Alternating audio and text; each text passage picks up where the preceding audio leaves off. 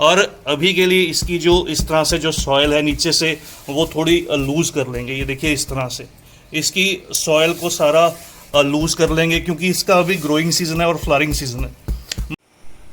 तो दोस्तों आज अगस्त की 17 तारीख है और आज की जो ये वीडियो है ये बहुत ही एक ख़ास और लकी प्लांट कह सकता हूँ। इस पौधे का जो नाम है वो इंडियन कोरल जैस्मिन है। इसको हार सिंगार, परिजात या नाइट जैस्मिन के नाम से भी बहुत से लोग जानते हैं। नाइट जैस्मिन इसको बोला जाता है क्योंकि इसके ऊपर जो फ्लावर्स खिलकर निकलते हैं वो रात के समय निकलते हैं और सुबह सुबह वो गिरने लगते हैं। बहुत खुशबूदार फूल रहते हैं इस पौधे के। तो बहुत ही अच्छा सीज़न है इस समय इस प्लांट की ग्रोथ का, और आने वाला जो सीज़न है इस प्लांट की फ्लावरिंग सीज़न है। सबसे पहले आपको बता दूं ये जो मेरा प्लांट है ये मेरे पास पिछले 1 से 1.5 साल से है। बहुत ज़्यादा समय तो नहीं हुआ इस प्लांट को ग्रो किए हुए, लेकिन इस दौरान इस पौधे ने अपनी जो ग्रोथ है वो बहुत अच्छे से की है। ये देखिए इस प्लांट को मैंने इस तरह से 10 इंच के गमले, ये जो आप देख रहे हैं ये मेरा मिट्टी का 10 इंच का गमला है, इसके अंदर ग्रो किया है।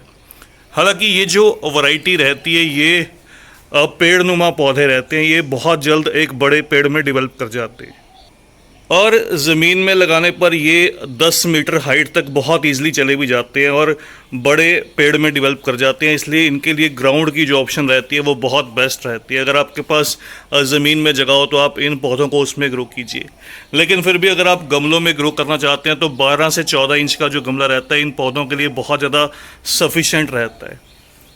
प्राइस रेंज की बात करूं तो ये जो प्लांट्स रहते हैं नर्सरी पर बहुत कम रेट में मिल जाते हैं। अक्सर आपको इसके छोटे प्लांट्स 50 रुपीज़ से कम में ईज़िली नर्सरीज पर अवेलेबल रहते हैं। और ये जो मौसम है इस समय बरसात का जो मौसम है, इन प्लांट्स का जैसे मैंने बताया कि फास्ट ग्रोइंग सीजन है। इस समय आप इन पौधों की कटिंग्स को भी ग्रो कर सकते हैं, इनकी एयर लेयरिंग भी कर सकते हैं इनके नए पौधे तैयार करने के लिए।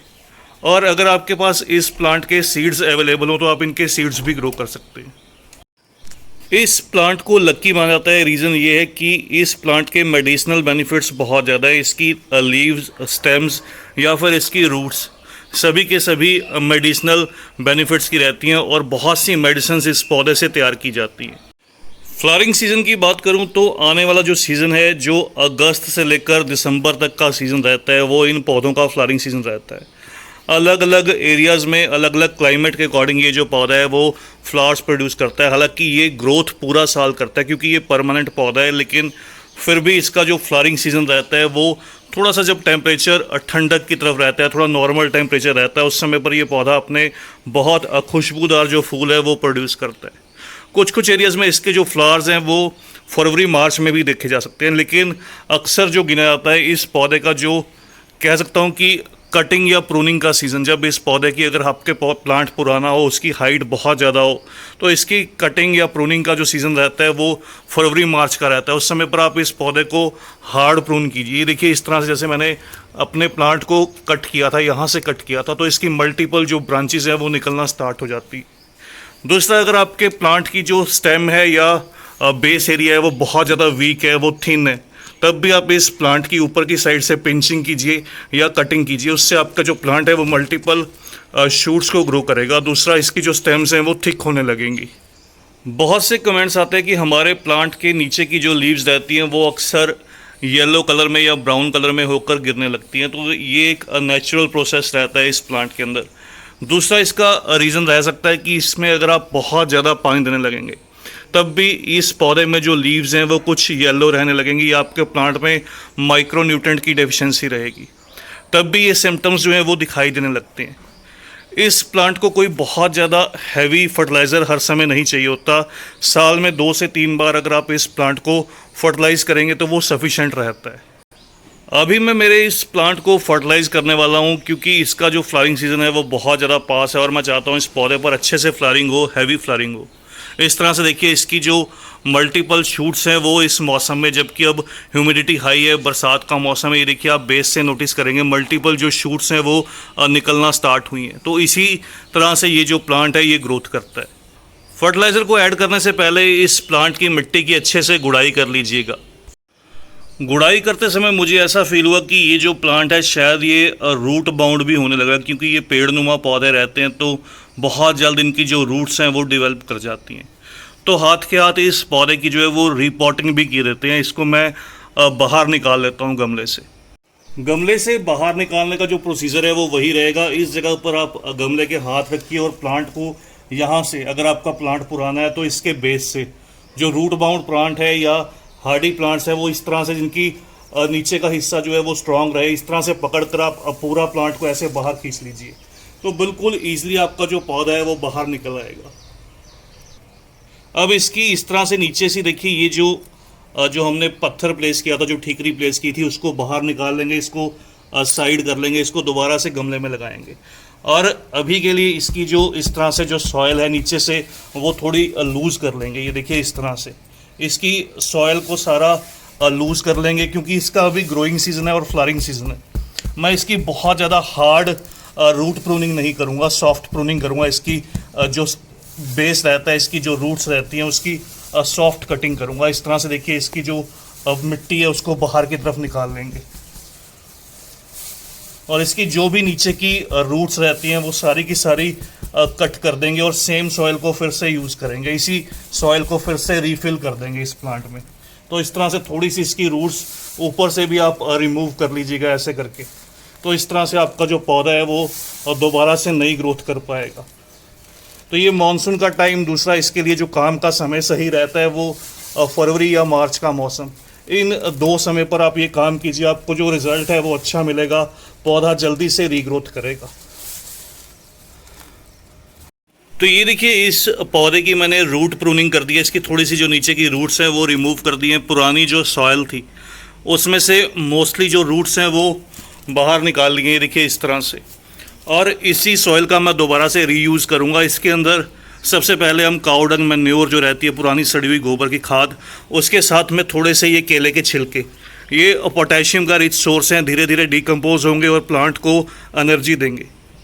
ज़्यादा अच्छी फ्लावरिंग के लिए भी पौधे को पोटेशियम की रिक्वायरमेंट रहती है, तो इस तरह से 100 से 200 ग्राम नई खाद और थोड़े से केले के छिलके इस तरह से इसी मिट्टी में ऐड कर दूंगा।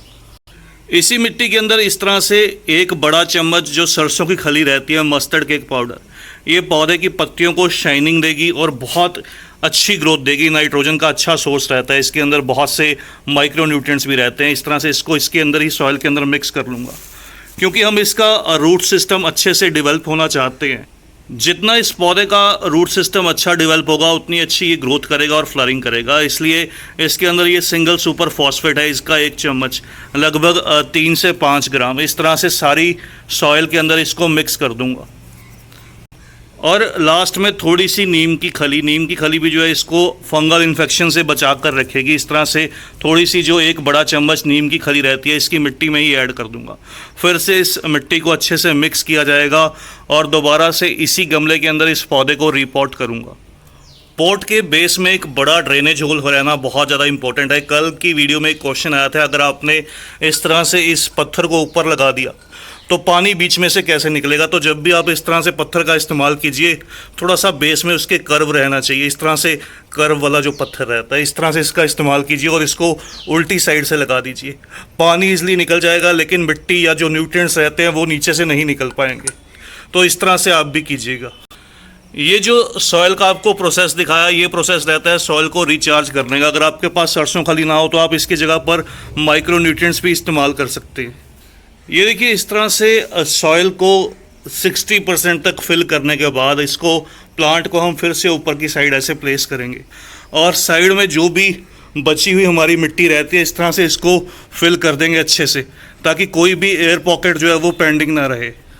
तो ये देखिए हमारा जो प्लांट है बिल्कुल लग कर रेडी है। हमने ऊपर से थोड़ा सा जो स्पेस है वो एम्प्टी रखा है पानी देने के लिए, और पहली बार प्लांट को अच्छे से पानी देंगे ताकि पानी जो है वो ड्रेन होल से नीचे की साइड से निकल जाए।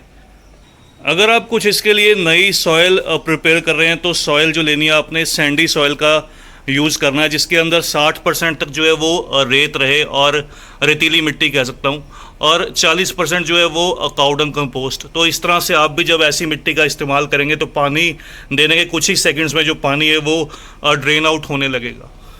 अभी 5 से 10 दिन के लिए इस प्लांट को सेमी शेडेड एरिया में प्लेस करना है। उसके बाद इसको हम दोबारा से फुल सनलाइट में प्लेस करेंगे, और लगभग 20 से 25 दिन बाद इस पौधे पर हम पोटेशियम नाइट्रेट जो NPK 13-0-45 रहता है उसका स्प्रे करेंगे। तो बस दोस्तों आज की इस वीडियो में इतना ही। जल्द ही मिलते हैं किसी और नए टॉपिक के साथ, किसी और नई वीडियो के साथ।